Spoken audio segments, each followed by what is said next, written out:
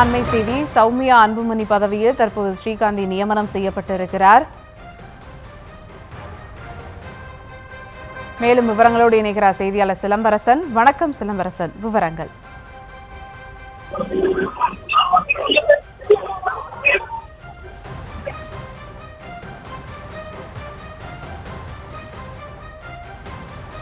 பசுமை தாயகம் அமைப்பின் தலைவராக ராமதாஸின் மகள் ஸ்ரீகாந்தி தற்போது நியமனம் செய்யப்பட்டிருக்கிறார். சேலத்தில் நடைபெறும் ராமதாஸ் தரப்பு செயற்குழுவில் தீர்மானம் தற்போது நிறைவேற்றப்பட்டிருக்கிறது. பசுமை தாயகம் அமைப்பின் தலைவராக உள்ள சௌமியா அன்புமணி நீக்கப்படுவதாக தீர்மானமானது நிறைவேற்றப்பட்டிருக்கிறது. அது குறித்த ஒரு அண்மை செய்தியை தற்போது பார்த்து வருகிறோம்.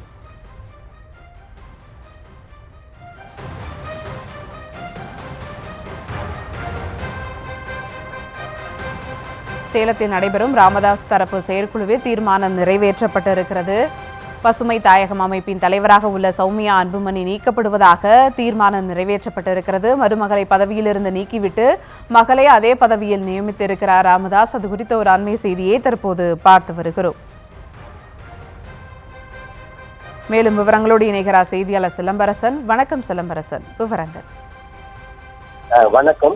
பாமக நிறுவனர் ராமதாஸ் தலைமையில் அக்கட்சியின் செயற்குழு மற்றும் பொதுக்குழு கூட்டம் சேலத்தில் இன்று காலை தொடங்கி நடைபெற்று வருகிறது. குறிப்பாக அக்கட்சியின் செயற்குழுவில் முக்கியமாக 27 தீர்மானங்கள் நிறைவேற்றியுள்ளன. அதில் முக்கியமாக பசுமை தாயகத்தின் தலைவராக செயல்பட்டு வந்த சௌமியா அன்புமணியை அப்பொறுப்பிலிருந்து விடுவித்து பாமக நிறுவனர் ராமதாஸின் மகளான ஸ்ரீகாந்தியை நியமித்து உத்தரவிட்டுள்ளார். குறிப்பாக பாமக தலைவர் சௌமியா அன்புமணியை அக்கட்சி பாட்டாளி மக்கள் கட்சியின் கொடியையும் அதே போன்று தொண்டர்களையும் தவறாக பயன்படுத்தி நிறுவனங்களின் ஒப்புதலின்றி மகளிர் உரிமை மீட்பு பயணம் என்று ஒரு பயணத்தை மேற்கொண்டு வருவதாகவும் இதன் காரணமாக அப்பொறுப்பிலிருந்து, அதாவது பசுமை தாயகத்தில் தலைவர் பொறுப்பிலிருந்து சௌமியா அன்புமணியை விடுவித்து அப்பொறுப்பிற்கு மருத்துவர் ராமதாஸின் மகளான ஸ்ரீகாந்தியை நியமித்து உத்தரவிட்டுள்ளார்.